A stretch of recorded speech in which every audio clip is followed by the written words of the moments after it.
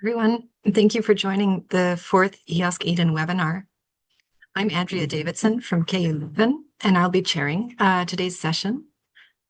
This webinar will present the findings from a global survey run by EOSC EDEN between May and July 2025, which investigated current practices in digital preservation and the guidance documents that inform these practices. At this point, please note that the webinar will be recorded, excluding the Q&A session at the end, and that the recording will be made available on the EOSC EDEN YouTube channel with the presented materials for you to look at later. Here's today's agenda. I'll start with a very brief description of the EOSC EDEN project, and that will be followed by a presentation by my colleagues Laura Malloy and Mickey Lindler. And after that, there will be a 10-minute Q&A session. The Q&A will not be recorded. We invite you to ask questions throughout the webinar using the Q&A function in Zoom. You'll see that the chat is otherwise disabled in Zoom. So EOSC EDEN, this is a Horizon Europe funded project that runs for 3 years from the beginning of 2025 until the end of 2027, and we're right in the middle of the project now. The project is aiming to ensure that digital objects remain understandable and usable to their community of users. And this is important work. We aim to address certain challenges to digital preservation, and especially the costs and physical limitations of storage and service capacity, while also helping professionals to identify what is worthy of digital preservation and how do we make those decisions and provide guidelines. Finally, the project is seeking to address an uneven awareness of implementation of preservation practices and standards across disciplines and other contexts. So that's the purpose that we're hoping to serve with this work on the project. There are 5 key objectives to EOSC EDEN. First is to establish a general framework and practices to support the creation of curation, digital preservation, and access strategies in Europe. The second is to enrich EOSC with tools to store and access digital data for long periods, automate and federate certain specialized curation and preservation tasks. The third objective is to increase adoption of curation, digital preservation, and access practices within different scientific disciplines. The fourth is to boost the data curation and quality in Europe. And finally, to identify and consolidate a network of repositories and archives for digital preservation within EOSC in collaboration with the Fidelis project. On EOSC EDEN, there are 5 work packages that work together to achieve the overall objectives of the project, and each work package is led by a different partner in the consortium. Today's webinar is brought to you by Work Package 1, which is led by TIB, the Leibniz Information Center for Science and Technology in Hanover, Germany. They're working on data and process framework for digital preservation. The EOSC EDEN consortium includes 16 partners from all across Europe who are working together. Please follow the EOSC EDEN website, our social media accounts on LinkedIn and Blue Sky and YouTube, and also our GitHub and Zenodo community to keep up to date with our events and the key outcomes of our work. Now, I'd like to introduce today's presenters, Mickey Lindler, who leads the digital preservation team at TIB, the Leibniz Information Center for Science and Technology, and leads Work Package 1 on EOSC EDEN, and Laura Malloy, who's the research lead at CODATA, the Committee on Data of International Science Council based in Paris, France. Thank you, and over to Mickey and Laura. Thank you very much, Andrea. Let me quickly try to share my screen, which I should be doing now. Does that look okay? Thank you. Yes, a warm welcome from me as well. So Andrea also already gave you some great background information about the project. Let's dive into Work Package 1 a little bit. Much of the work that we do within the project in general, but in particular within Work Package 1, is centered around this reuse fitness model, which is a framework to help identify which data are candidate for long-term data retention, for initial deposit, as well as for reappraisal at a later point.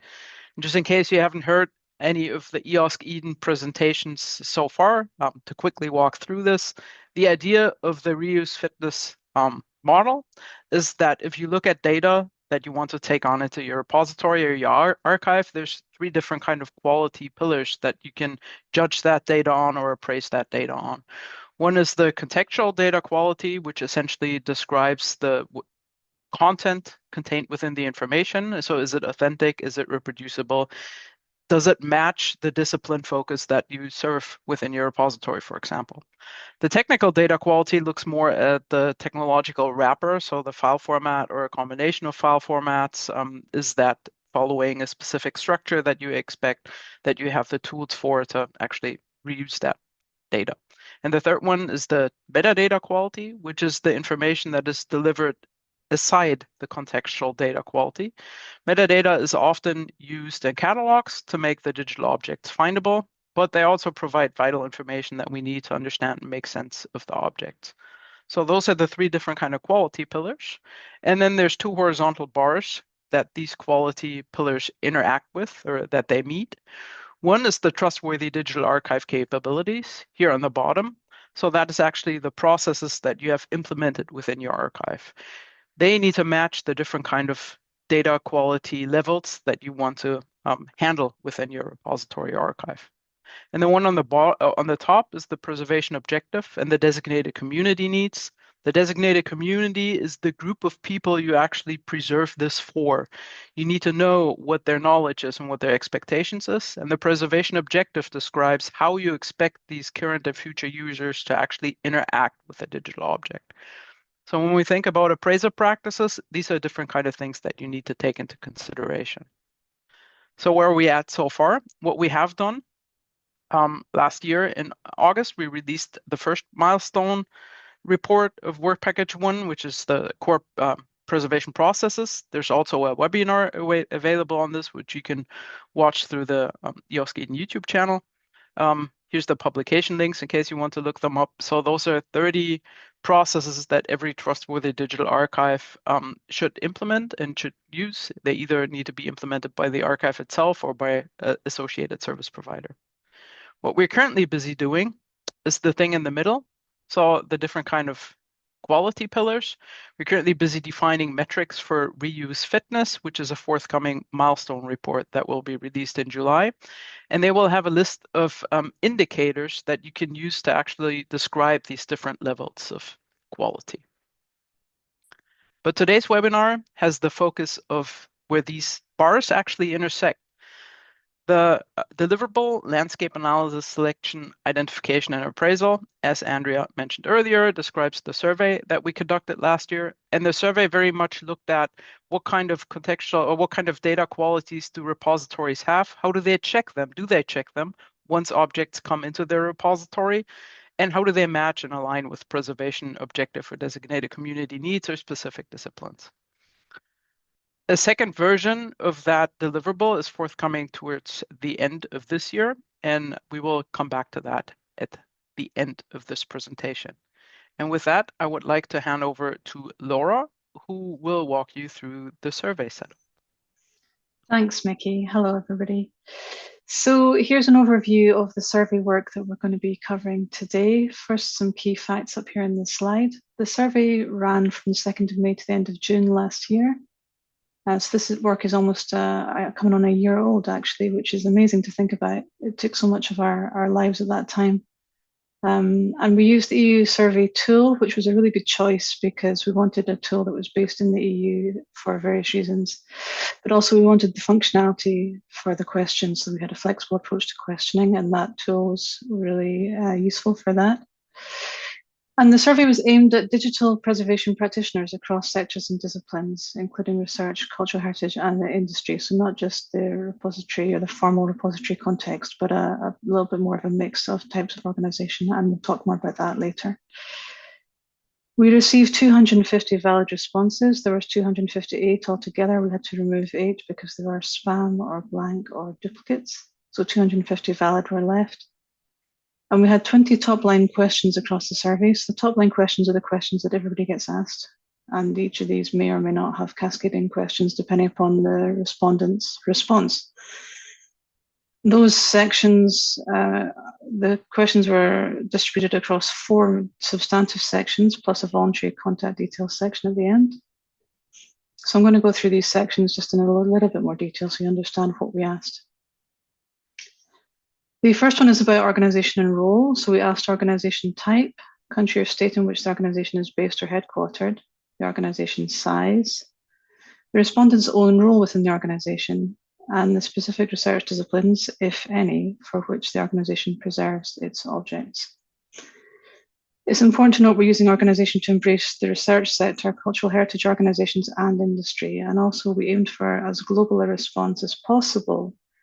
This was in order to help position contributions to the EOSC grounded in a global context, because of course research doesn't just happen in a regional or a national silo, and I'll return briefly to this issue in a bit. We did use appropriate international standards and models where we could for interoperability. So for example, when asking about organisation size, we used the EU classification. For location, we used the UN state list with an other option added. When asking about role, we drew upon work by the DPOE programme, the Digital Preservation Outreach and Education programme at the Library of Congress, which provides a useful tripartite pyramid of staff levels. So that's practitioner, middle manager, senior manager. And there were other models and frameworks that we used when we were structuring these questions in section 1. Section 2. In section 2, we presented a list of well-known frameworks and standards in this area, gathered from the research and consultation across the project and the project network. So we presented those to the respondents, and they were asked to choose for each one whether they had either 1, heard of and currently use it, 2, heard of but do not currently use it, or 3, have not heard of. We also added in an important further question on whether there is at the respondent organisation an agreed or working definition of long-term in the context of DigiPres. Section 3 was about practices. So here's where we really seem to get into the details of practice and what people actually do at work all day, which is really interesting to me. So the questions in this section address how digital data objects for preservation usually enter the organisation, the assessment of quality, as Mickey mentioned earlier, of digital data objects at the point of ingest, and the regular reassessment of the quality of objects throughout the preservation period. The initial preservation period that is committed to for digital data objects that have been selected for long-term DigiPres. What happens to objects after the initial preservation period? And of course, any further remarks that respondents wanted to share with us about those topics. And so you can see here, this builds on the earlier question about the definition of long-term. We really wanted respondents to have thought about this concept carefully before tackling this particular section, which examines many practices that are based upon and assume agreement of what long-term preservation actually is in different organisational contexts. Section 4 was about discipline-specific requirements for long-term preservation of digital objects. The questions here were mostly contributed from Work Package 3 of the EDEN project, which is concerned with discipline-specific and cross-disciplinary requirements for long-term preservation and data quality. So here are the questions addressed the descriptive metadata standards commonly used in the organisation, whether the organisation recommends a list of file formats, and I know Mickey's keen to talk about that later, whether the organisation accepts sensitive data or data that requires other specific protections, and if so, more about that. What are the measures taken to protect that data?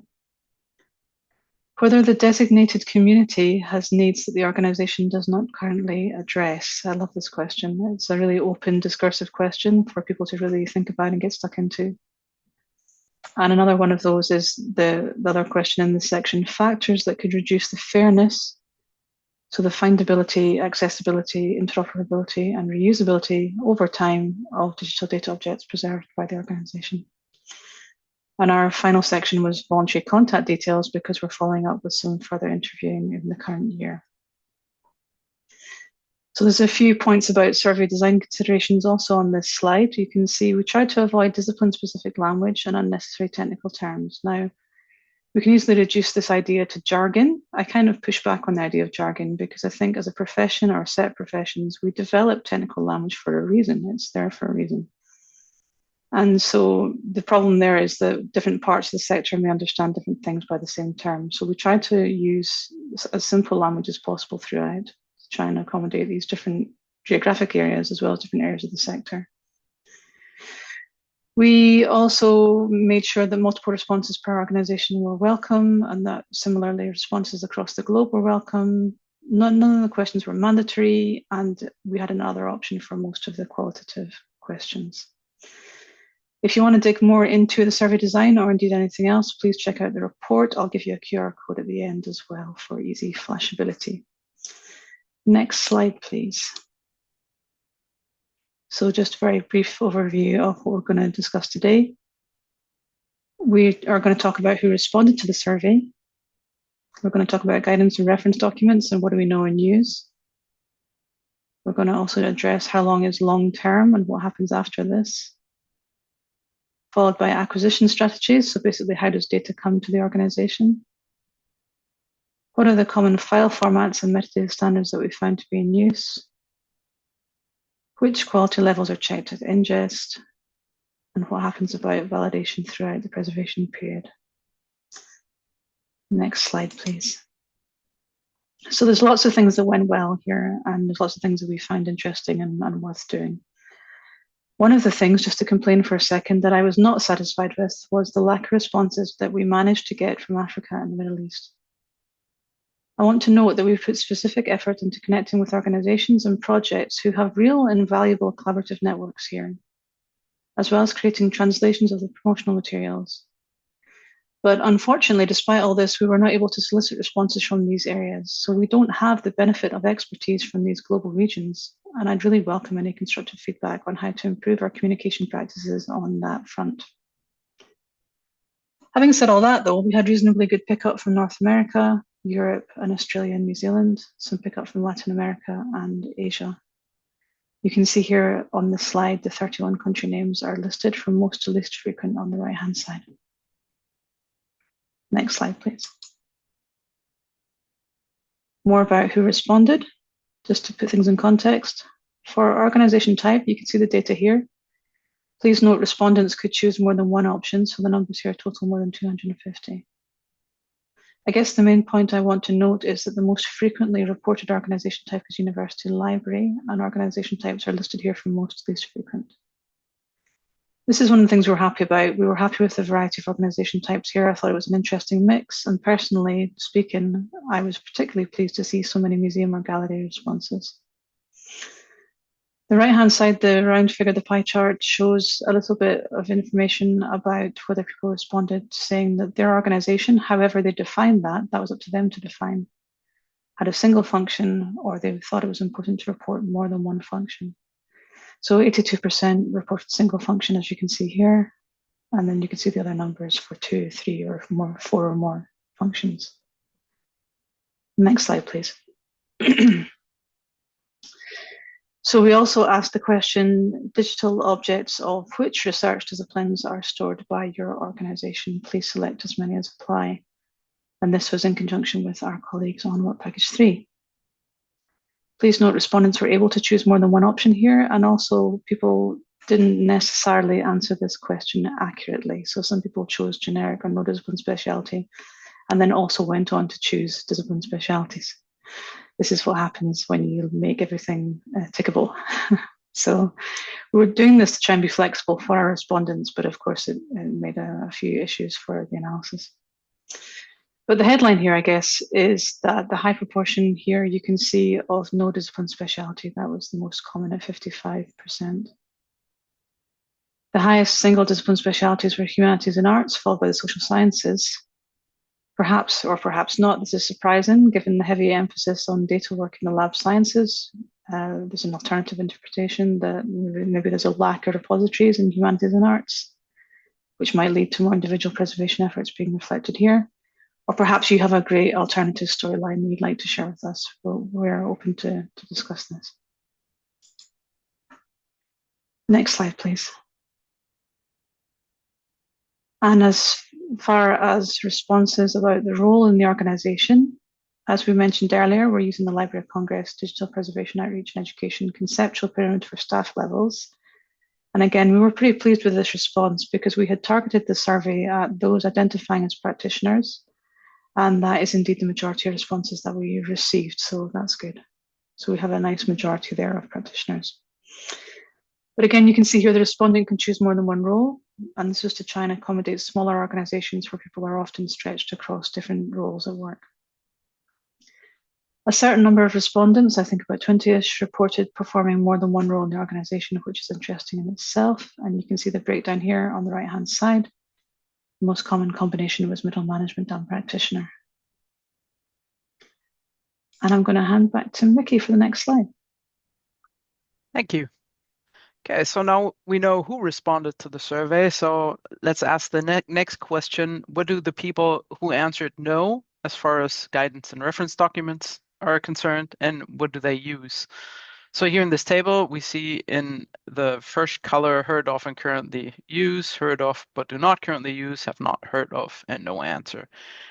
And if we look at this table, we can kind of group it together in some categories. So the top 6 categories I would call DPRESS de facto standards.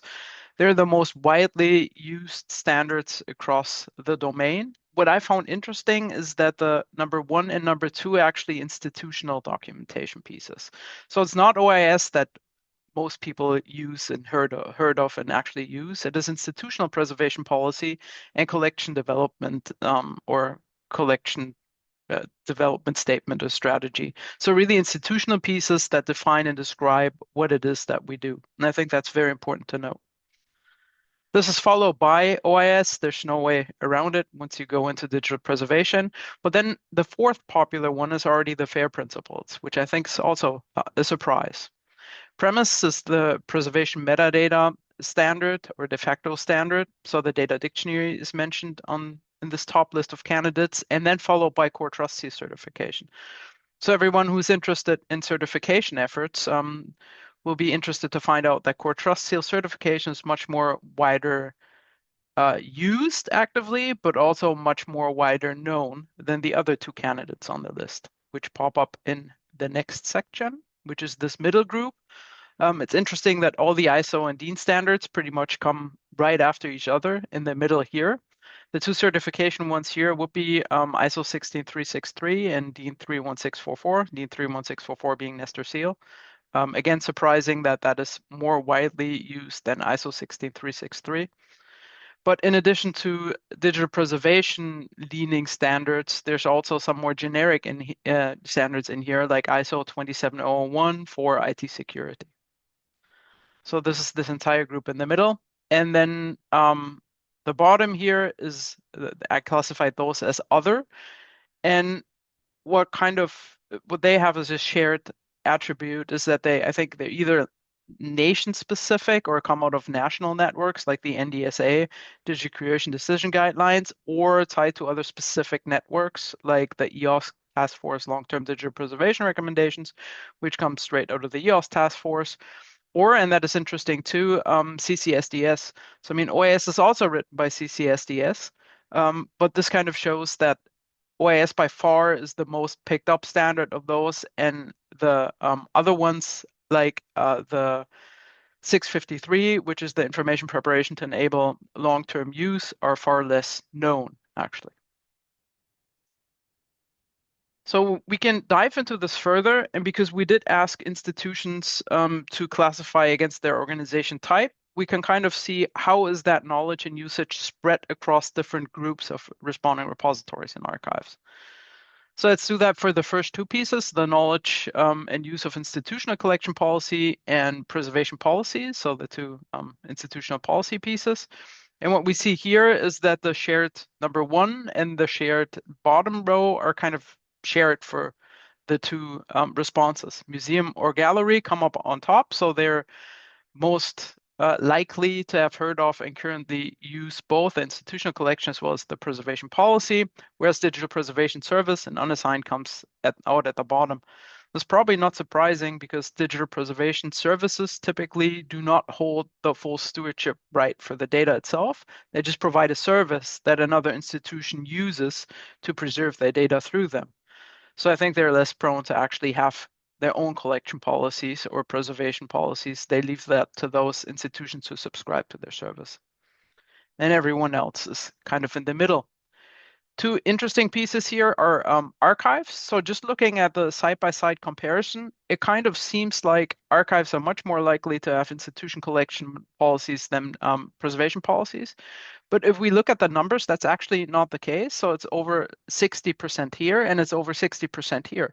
So what happened instead is that there are institution types who are far more likely to have a preservation policy than an actual collection policy. And one of those are research performing organizations, where almost 70% of the respondents say they have a preservation policy, but fewer, under 60%, said that they have a collection policy. So that is something to take into consideration when we assume that specific types of institutions use specific policies within their day-to-day practice.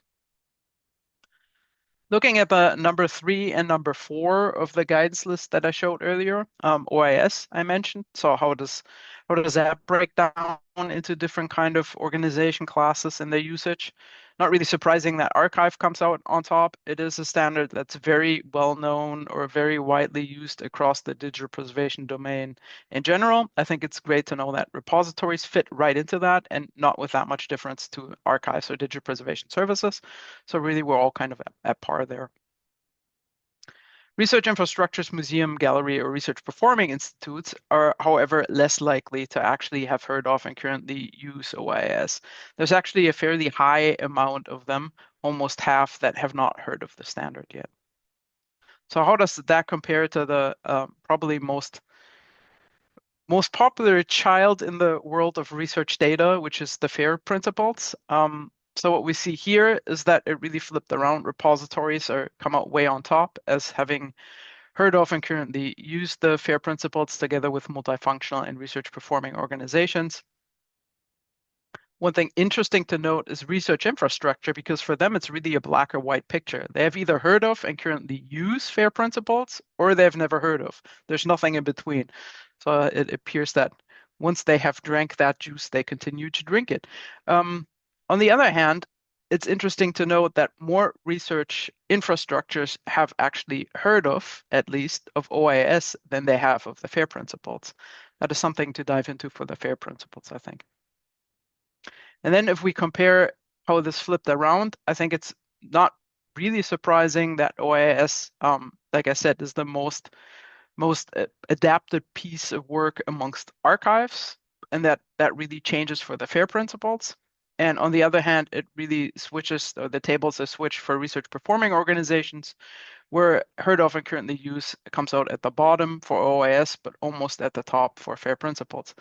So I think a key takeaway message here is when we talk about digital preservation and we try to address these different institutions, we really need to know which language to speak. And Laura said that when we set up the survey, we really try to be jargon agnostic or use terms that work for all. And I think that is something that we need to keep in mind when we tend to use things that might be well known in OIS, like information packages, for example, that maybe these types of organizations that rather work with other pieces of guidance and reference documentation are not as likely to understand and know. And with that, it's back to Laura.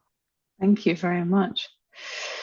So we get on to probably my favorite question, which was here on the slide. In your organization, do you have an agreed or working definition of, quote, long term in the context of digital preservation? Now, agreed here hints at a formal or semi-formal definition that is shared across the organization or the team. Working definition is more about a tacit understanding across the team about what long term is that people work toward and collaborate on. So these are percentages of 250 responses, and we can see from this that just over half of the respondents have a defined, or say that they have a defined definition of long term in the context of DigiPres at 52%.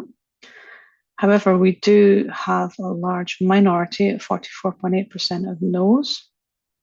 So of course we had to then go ahead and ask, if you say no, is there a specific reason that you don't currently have this agreed or working definition of long term? I think the two most functional responses here that we coded to were definition planned or in progress at 12% and no consensus achieved yet, but there's clearly in the text, there's clearly indications that consensus is being worked toward. The other reasons multiple responses sections were a bit more chaotic. To be honest, the data here was varied notably in quality and relevance. I have here in my notes. We coded these the best we could, and that's what we came up with. I think the main point I want to make here is that we have a certain amount of instability around this shared concept of long-term digital preservation.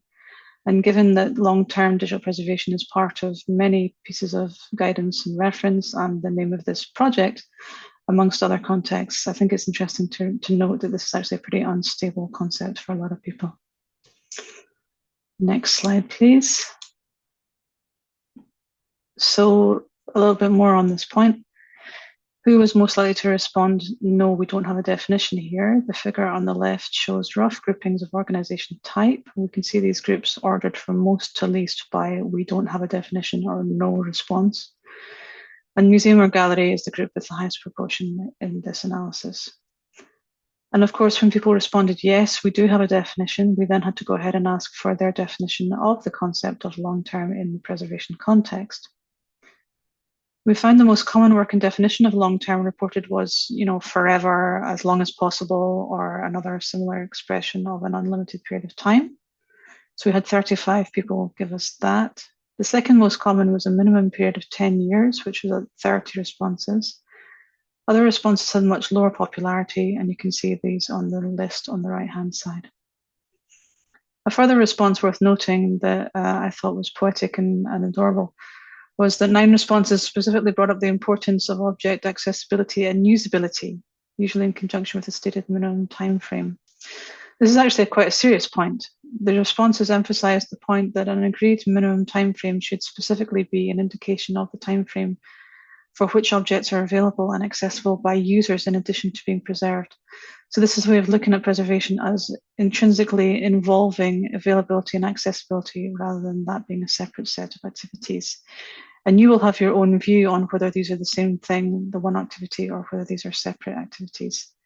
But again, this is all about how the respondents define their own work. We don't offer definitions.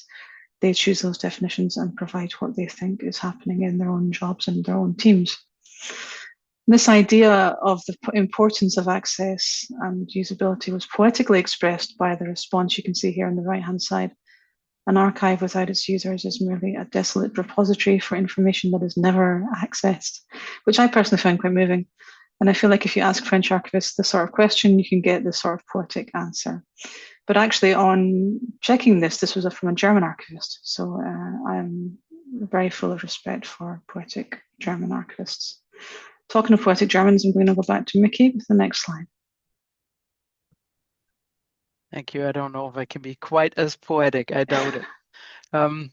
So after having asked people how long is long, we asked them, well, what happens once the end of long is reached, or once the end of your initial long-term preservation period has ended? What do you do? So we can see here that around 50% of the respondents either say that they take no specific action or that they don't know. So essentially, business as usual just carries on. There might be different reasons for that. To not take specific action might be a conscious decision. I don't know doesn't really sound like a conscious decision. The high number of I don't knows might also be due to the fact that the end of that initial preservation period has not been reached for those repositories yet. And with a time span being somewhere between 10 and 100 years, the chances that that end has not been reached for the first time yet is somewhat high. You see the other answers down here below. Some people said that they consult the depositor to agree on the next steps, which would of course be the ideal answers. Others said that they return data to the depositors and delete their copy. There was the option to say we do something else at the end of the initial preservation period, which is the third most popular choice with 15.2%. If that was chosen, we asked people, what exactly is it that you do? And answers that we got here was continue to preserve, which would have mapped to number 1. We consult the depositor, which kind of would have mapped to number 4. We reevaluate the value of retention, which actually probably is something that we didn't have as an answer choice, or that they reject the notion of initial period. So we can see that some of the answers out of that category would have mapped to the other ones available here. The answer that scares me the most is the one down here. We delete the data without consulting the depositor. Really, that is something that should not really happen. It will be interesting to dig into those two responses further and see what the story behind that is, or what the reasoning behind that is. So then we ask people, okay, we now know how long you preserve it for and what you do when that initial end of the period is reached. But how does that data actually, let's go a step back, how does data actually get to you? How does it get into your repository? One of the ideas behind that question is that depending on how data is identified and selected, different quality factors might play or might be at play at those different stages. So the list here on the left that you see on the left was the one that was given institutions to choose from. We differentiated between self-deposit on two different levels. There's voluntary self-deposit, so a researcher just comes to you and gives you their data, gives it to your service or your repository. There's also the more forced approach where someone forces the researcher, typically a funder, to deposit that data into your repository or your archive. There's two deposit forms that are a result of proactive monitoring, meaning the repository or archive looks for data that fits the collection profile and that should be part of the archive. And that can be either then find its way by inviting the institution who you, through monitoring, identified, or the person to submit the data to your repository, or by harvesting data objects, so actively pulling it from some source. And the two other things that were mentioned were parent organization deposit and third-party data preservation collaboration. So you can kind of hear, and we'll walk you through the exact numbers of how that is spread. It was a multiple choice answer, so we can detect most frequent combinations that exist, and 87% actually did choose multiple strategies. So what we can see here is that it is rather uncommon for a repository/archive to just have one kind of fixed pathway of how data enters their repository.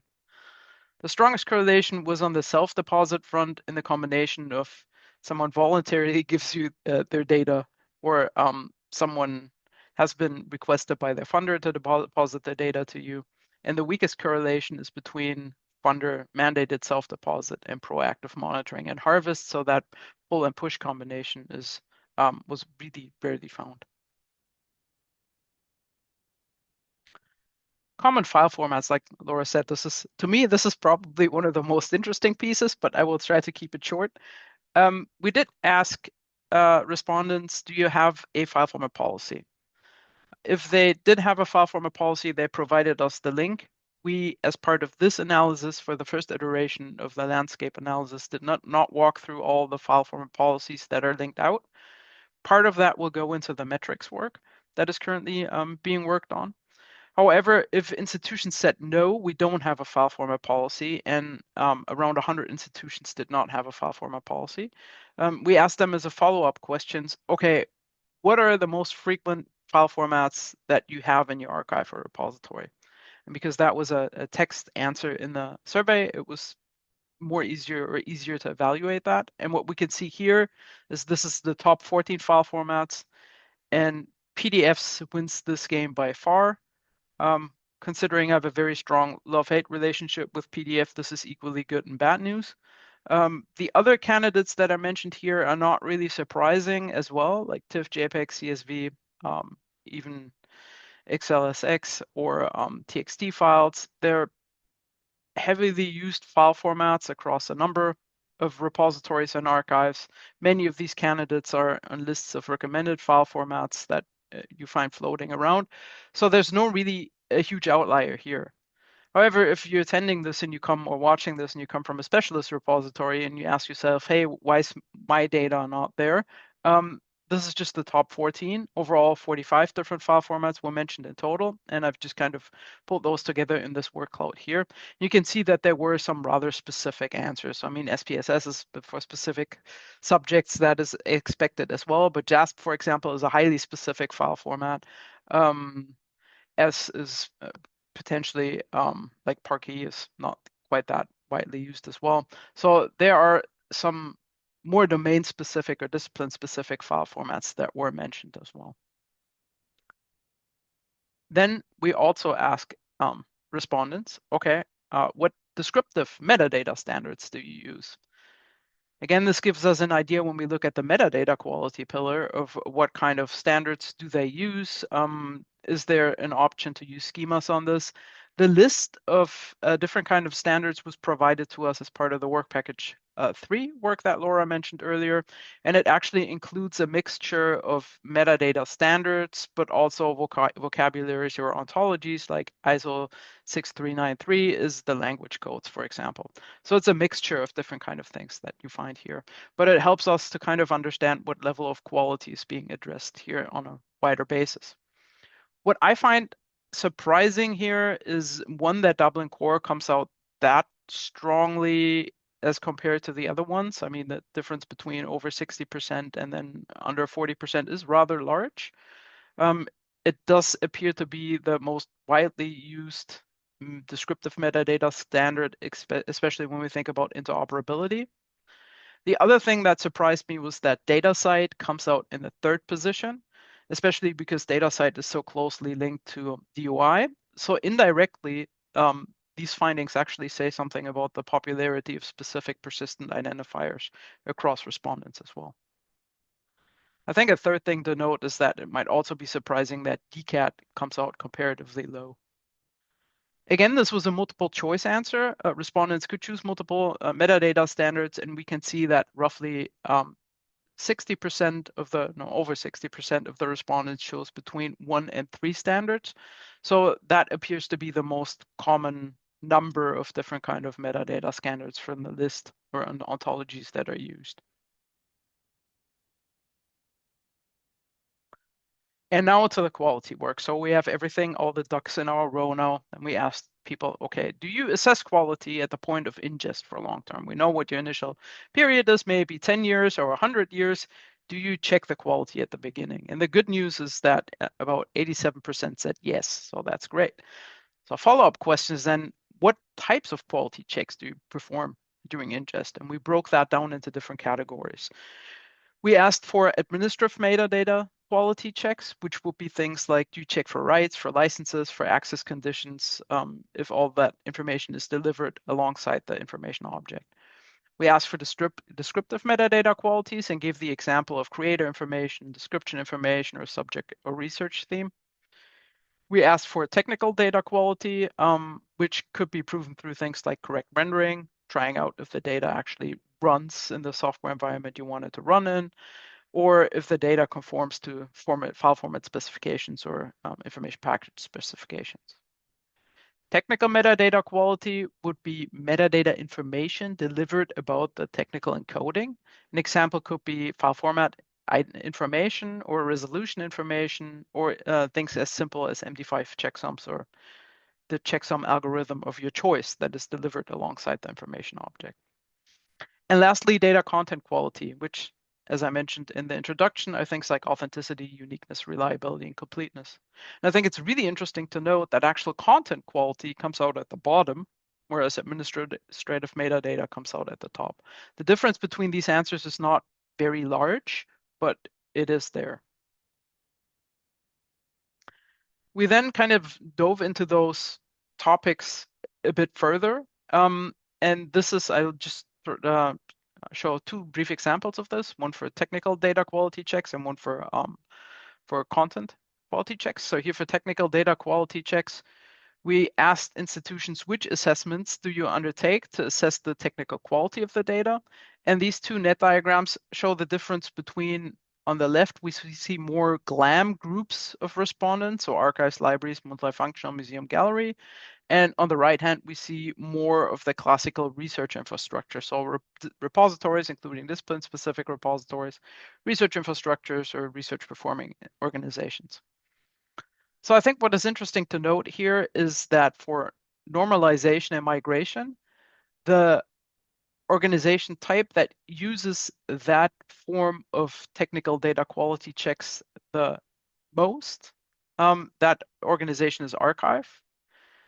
However, popular belief is that repositories tend to be very restrictive in their file formats and normalize and migrate upon ingest or deposit as well. However, that is not the case. They come out with a smaller response rate than actually archives, which I think might be tied to self-deposit and prescriptive file format policies, where the actual task of creating a file format that fits the repository needs is pushed to the data producer side and not necessarily directly done by the archive or the repository itself. Second example, like I said, for data content quality checks, again, comparing libraries and archives and GLAM institutions against research. We see here that for GLAM, the most important or most frequently used data content quality checks are completeness and provenance. And if we look at research institutions, that really switches to compliance with scientific best practices and level of documentation. So that really is a very notable difference of the emphasis of different kind of content quality checks performed by these different organization classes. Last question that we asked them is, once checked, always valid? So is this something that you just do once, the different quality checks, or do you reassess that on an ongoing basis? The majority of respondents said no, they do not reassess it on an ongoing basis. Those who said that they do it, yes. The frequency at which these rechecks are performed vary between annually, every 10 to 19 years, to monthly or quarterly, so even daily in some cases. So the answers are really all over the place. And this is something that we will start looking into further when we start the third task within Work Package 1, which will look at reappraisal. And that will actually take all these responses on board and see how those quality checks can be leveraged in the long run once that initial period end is reached, or even in between, and what kind of quality checks can be performed when, and how we can actually write policies and guidelines for that. And with that, over to Laura for the last time today. Thank you. So just to come towards a conclusion here, the next steps, the things we've been doing since the end of the deliverable production in December last year, we've been doing various papers and presentations, so to places like International Data Weeks, EDEN, iPress, the NFDI circuit, and other places that we've probably forgotten about by now. And I'm taking on some interviews with selected respondents over the current period, over the summer period. So consenting respondents have been asked to expand on certain dimensions of the submissions they gave to the survey, mostly in relation to the quality checks material that Mickey was just covering there for you. The factors that influence quality checks and how quality is measured in the most part. And this is in step with a related set of survey questions from Work Package 3 again.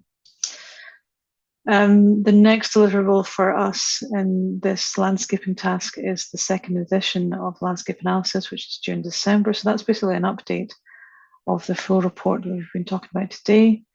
So basically the message here is, if you're interested in more detail, please do check out the full report as it stands. It's available through the QR code on Zenodo or through the record on the slide here. And we'll be very happy to hear from you with any questions or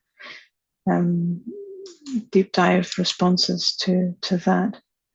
So it just remains for me to say, here's our list of contacts for the EDEN project on the left-hand side, should you wish to check out the website or any of the socials.